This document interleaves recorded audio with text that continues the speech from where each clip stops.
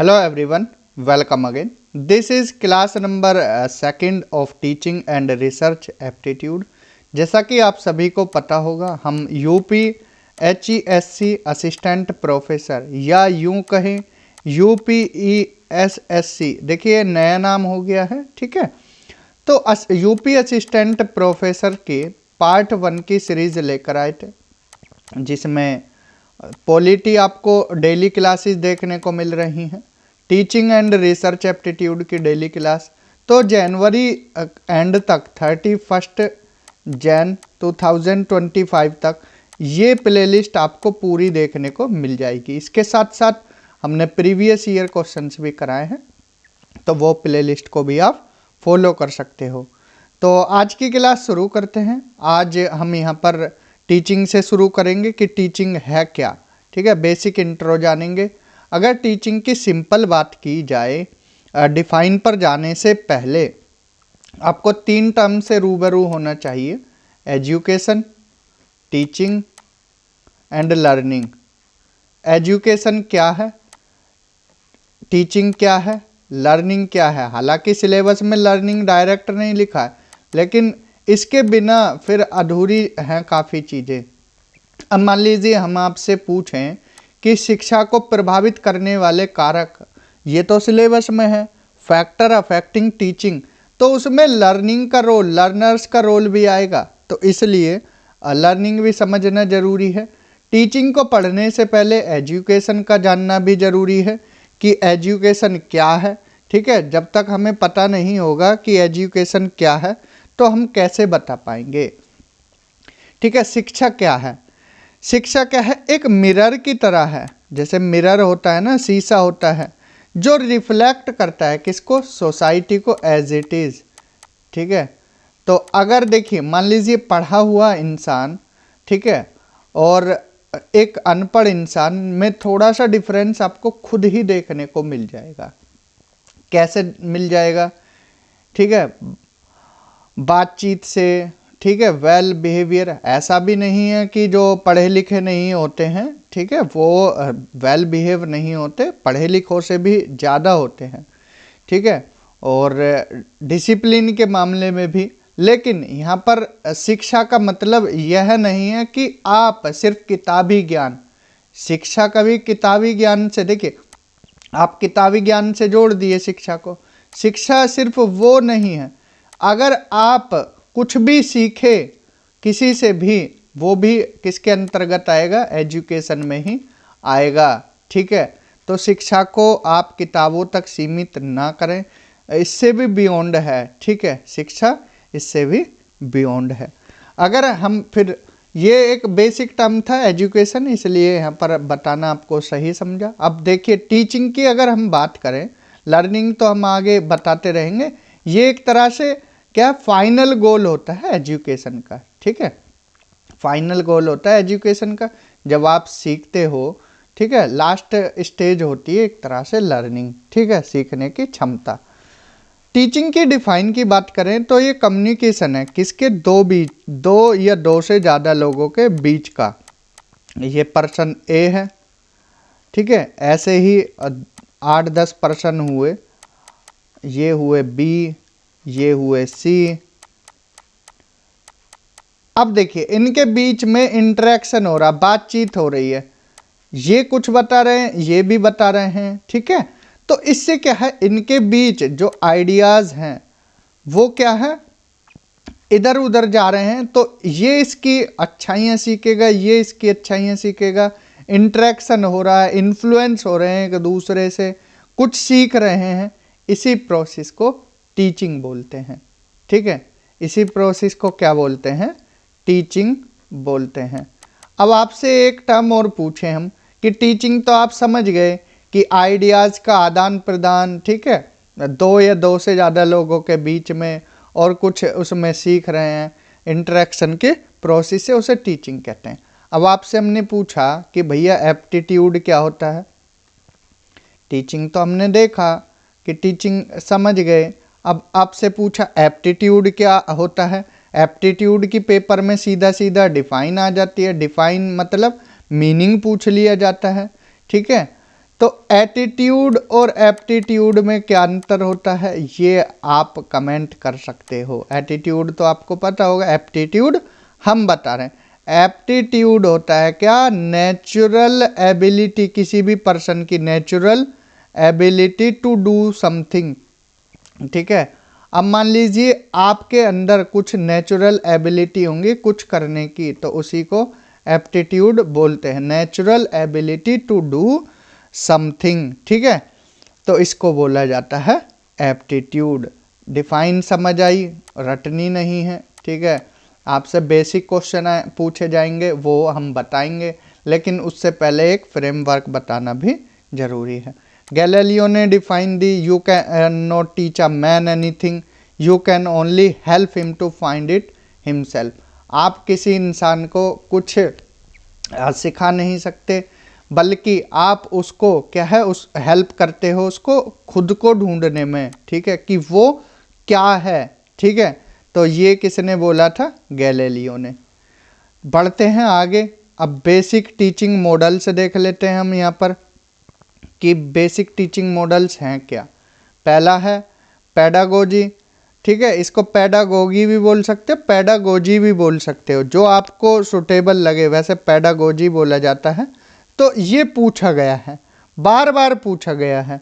अब पेडागोजी देखिए होता क्या है, ये एक तरह की क्या है, पारंपरिक अप्रोच है।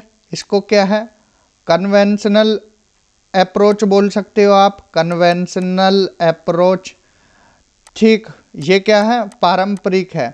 इसमें क्या है, ये देखिए पेडागोजी क्या है, क्यों पढ़ते हैं, आपने देखा होगा बीएड वाले कैंडिडेट्स यूजीसी नेट देने से पहले भी इसके बारे में थोड़ा पढ़ते हैं। हालांकि बीएड वगैरह में इसलिए पढ़ाया जाता है क्योंकि ये किसके लिए है, एक तरह से इसमें इम्पोर्टेंट रोल किसका होता है, टीचर का होता है, टीचर का। और ये क्या है, प्राइमरी, एक तरह से प्राइमरी लेवल पर काम आती है, प्राइमरी लेवल पर काम आती है। पेडागोजी कन्वेंशनल अप्रोच है, इसमें इम्पोर्टेंट रोल किसका होता है, टीचर का होता है। ये क्या है, art and science of teaching है, art and science of teaching, art भी आता है इसमें एंड साइंस भी आता है, ठीक है। आर्ट कैसे आता है, आप बच्चों को कैसे सिखाओगे चीज़ें, ठीक है, छोटे बच्चों को प्राइमरी लेवल पर, जो प्री प्राइमरी होते हैं, ठीक है, प्ले स्कूल में होते हैं, उनको कैसे चीज़ों को सिखाओगे, तो ये सब आपको पेडागोजी में बताया जाता है, ठीक है जी। कौन से लेवल पर आती है, प्राइमरी पर पूछा गया है। फिर इसके बाद आती है एंड्रागोजी, ये इससे थोड़ा अपर लेवल होता है, ठीक है। इसमें इम्पोर्टेंट रोल किसका होता है, स्टूडेंट्स का, टीचर बस इसमें क्या है, गाइड करते हैं।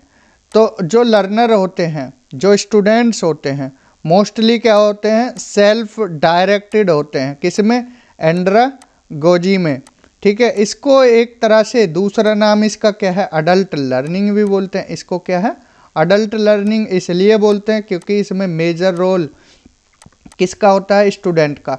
आपसे इस तरह से भी पूछ लेंगे, पेडागोजी में इम्पोर्टेंट रोल किसका होता है, टीचर का। एंड्रागोजी में इम्पोर्टेंट रोल किसका होता है, स्टूडेंट का।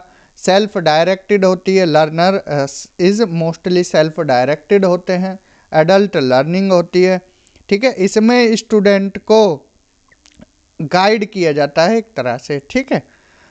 नेक्स्ट एक और स्टेज है, इसको बोलते हैं ह्यूटेगोजी।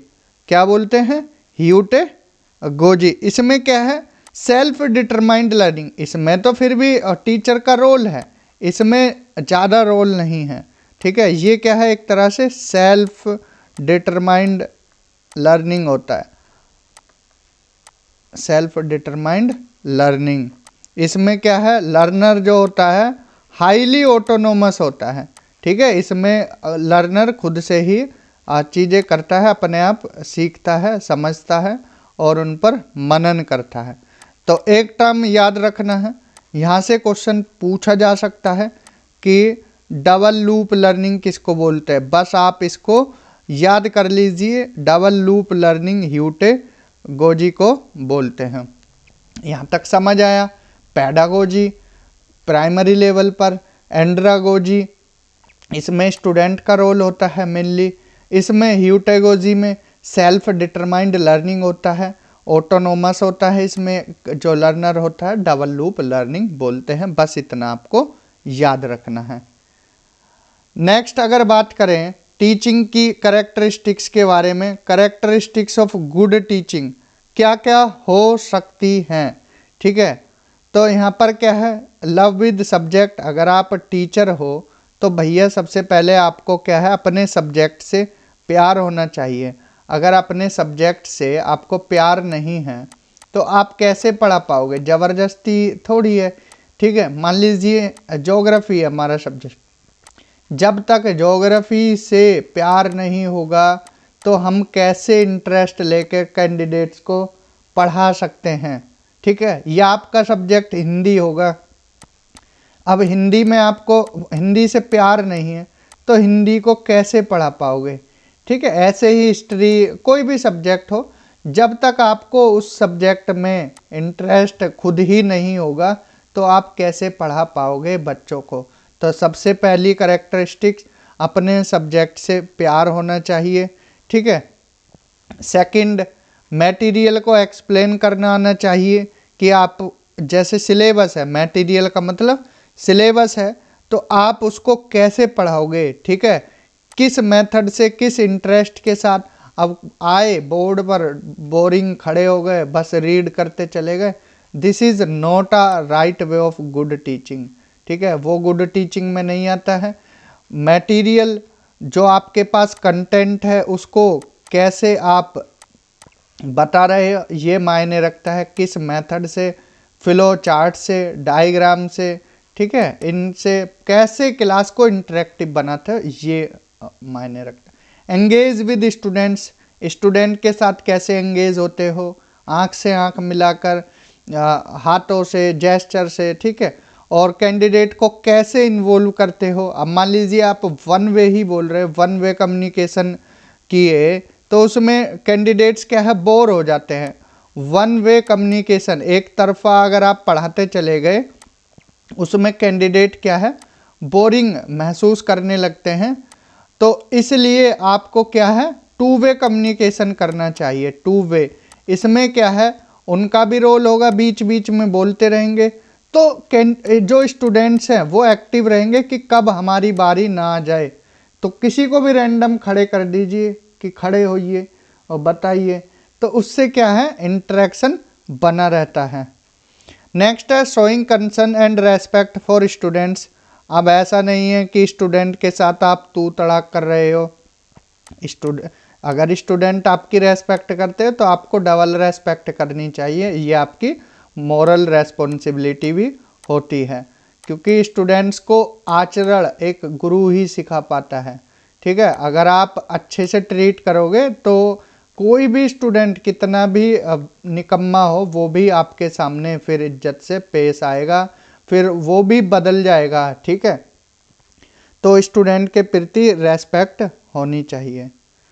Giving feedback to students. अब मान लीजिए आपने क्लास में पढ़ाया तो भाई साहब बस पढ़ाना ही आपका काम नहीं है कि आप बोल कर चले गए या कैंडिडेट से, आपको फीडबैक भी लेना पड़ेगा।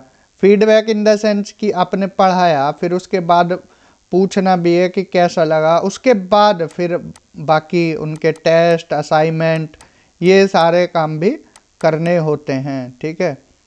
इससे पता तो लगेगा कि कितना सीखा और क्या क्या उनको समझ आया, ठीक है। तो आज की क्लास में हमने टीचिंग के बारे में जाना कि टीचिंग का इंट्रोडक्शन देखा, बेसिक मॉडल्स देखे थे, यहाँ से शुरू की हम टीचिंग। कोई डाउट इसमें रहा हो इस स्लाइड में तो आप कमेंट कर सकते हो। फिर बेसिक टीचिंग मॉडल्स देखे थे, पेडागोजी, एंड्रागोजी, ह्यूटेगोजी, इसमें कोई डाउट रहा हो तो वो पूछ लेना। Then characteristics of good teaching में love with subject, explain material, engage with students, showing concern and respect for student, giving feedback to student. इसके अलावा भी और भी आ सकता है तो आप वो भी ऐड कर सकते हो, ठीक है। हमारा बेसिक आइडिया है आपको जैसे क्वेश्चन आया उसकी तरह पढ़ाना। क्वेश्चन कहाँ से बने हैं ठीक है। अगर प्रीवियस ईयर पेपर की बात करें तो क्वेश्चन कहाँ से बने हैं, ये चीज़ें आपको आ गई, ठीक है। ये पता होनी चाहिए क्वेश्चन बना है यहाँ से, पेडागोजी से बना है कि पेडागोजी क्या है, यहाँ से क्वेश्चन बना है, इसलिए इन टर्म्स को आप ध्यान में रखना, ठीक है, बेसिक टीचिंग मॉडल्स को। तो आपको उस तरह से ही पढ़ाएंगे जहाँ से क्वेश्चन आपके लगे हैं। तो इस वीडियो में इतना ही। Thank you, have a good day.